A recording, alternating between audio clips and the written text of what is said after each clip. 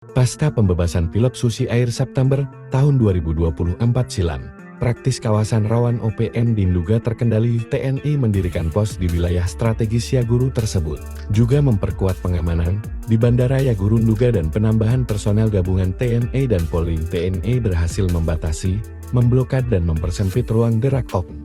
Namun pendirian pos dan pengamanan berujung laporan dugaan pelanggaran HAM dari Yayasan Keadilan dan Keutuhan Manusia Papua.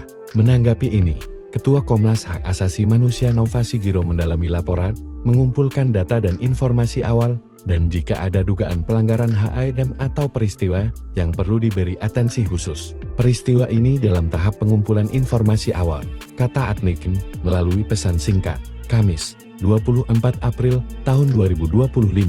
Diketahui, dalam laporan YKKMP itu, terjadi serangkaian tindakan kekerasan oleh TNI, termasuk dugaan penculikan, penyiksaan, hingga pembunuhan warga sipil.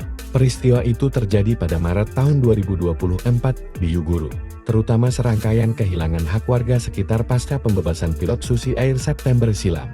Kepala Pusat Penerangan TNI Brigadir Jenderal Christomei Sianturi membantah tuduhan perusakan rumah warga.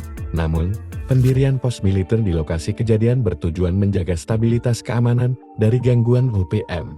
Menurutnya, TNI memutus komunikasi dan ruang gerak gerombolan OPM, melindungi masyarakat wilayah Yuguru dari intimidasi, ancaman, kebiadaban OPM seperti dialami guru-guru, tenaga kesehatan, dan warga pendulang beberapa waktu lalu, ujar Christomei Rabu, 23 April tahun 2025.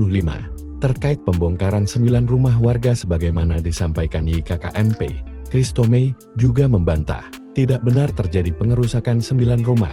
Yang terjadi, bahwa prajurit TNI sedang membenahi akses Bandara Yuguru, sehingga bandara dapat digunakan untuk pendorongan logistik, ujar dia.